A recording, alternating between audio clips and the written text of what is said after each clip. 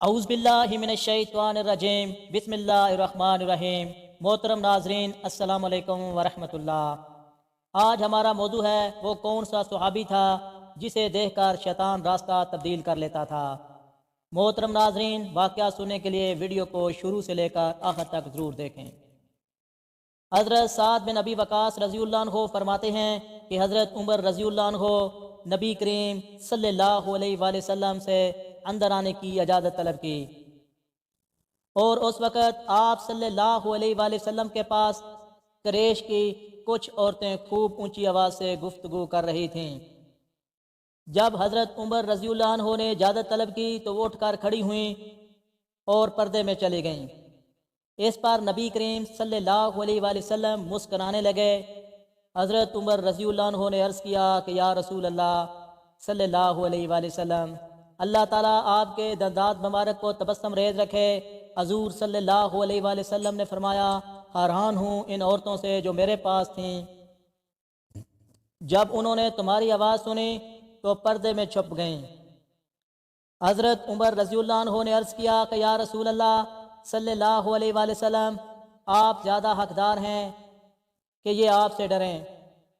پھر حضرت عمر رضی اللہ عنہ نے فرمایا، اے اپنی جان کے دشمن، تم مجھ سے ڈرتی ہو اور حضور نبی کریم صلی اللہ علیہ وآلہ وسلم سے نہیں ڈرتی۔ وہ عورتیں بولیں، آپ حضور نبی کریم صلی اللہ علیہ وآلہ وسلم کے مقابلے میں سخت گیر اور سخت دل ہیں۔ پھر حضور صلی اللہ علیہ وآلہ وسلم نے فرمایا، اے عمر، اس بات کو چھوڑو، قسم ہے اس ذات کی جس کے قبضہ قدرت میں میری جان ہے، جب شیطان تمہیں کسی راستے پہ چلتے ہوئے دیکھتا ہے تو تمہارے راستے کو چھوڑ کر دوسرا راستہ اختیار کر لیتا ہے۔ اسی طرح حضرت بریدہ رضی اللہ عنہ فرماتے ہیں کہ نبی کریم صلی اللہ علیہ وآلہ وسلم ایک مرتبہ کسی جہاز سے واپس تشریف لائے تو ایک سیاہ فام باندی حاضر ہوئی اور عرض کیا کہ یا رسول اللہ صلی اللہ علیہ وآلہ وسلم، میں نے نظر مانی تھی کہ اگر اللہ تعالیٰ آپ صلی اللہ علیہ وآلہ وسلم کو صحیح سلامت واپس لائے تو میں آپ صلی اللہ علیہ وآلہ وسلم کے سامنے دف بجاؤں گی اور گانا گاؤں گی۔ آپ صلی اللہ علیہ وآلہ وسلم نے اس سے فرمایا، اگر تم نے نظر مانی تھی تو بجا لو ورنہ نہیں۔ اس نے دف بجانا شروع کیا تو حضرت ابو بکر رضی اللہ عنہ آگے، وہ بجاتی رہی۔ پھر حضرت علی رضی اللہ عنہ اور حضرت عثمان رضی اللہ عنہ پر بھی وہ دف بجاتی رہی، لیکن اس کے بعد حضرت عمر رضی اللہ عنہ داخل ہوئے تو دف کو نیچے رکھ دیا، اس کے اوپر بیٹھ گئی۔ آپ صلی اللہ علیہ وآلہ وسلم نے فرمایا، اے عمر، تم سے شیطان بھی ڈرتا ہے کیونکہ میں موجود تھا اور یہ دف بجا رہی تھی۔ پھر ابو بکر، علی، عثمان رضی اللہ عنہ یکے بعد تشریف لائے، تب بھی یہ بجاتی رہی، لیکن جب تم آئے ہو اس نے بجانا بند کر دیا ہے۔ محترم ناظرین، حضرت سدیسہ رضی اللہ عنہ جو کہ حضرت افسہ رضی اللہ عنہ کی خادمہ تھیں، وہ بیان کرتی ہیں کہ نبی اکرم صلی اللہ علیہ وآلہ وسلم نے فرمایا، بے شک جب سے عمر نے اسلام قبول کیا ہے، شیطان جب بھی ان کے سامنے سے گزرتا ہے تو اپنا سر جھکا لیتا ہے۔ حضرت عبداللہ بن عمر رضی اللہ عنہ سے مروی ہے، فرماتے ہیں کہ میں نے ایک اونٹ خریدا، اسے چراگاہ میں لے گیا۔ جب وہ اونٹ موٹا ہو گیا تو میں اسے بازار میں فروخت کرنے کے لیے لے گیا۔ اس دوران حضرت عمر رضی اللہ عنہ بازار میں تشریف لے آئے۔ انہوں نے جب موٹا تازہ اونٹ دیکھا تو دریافت کیا کہ یہ اونٹ کس کا ہے۔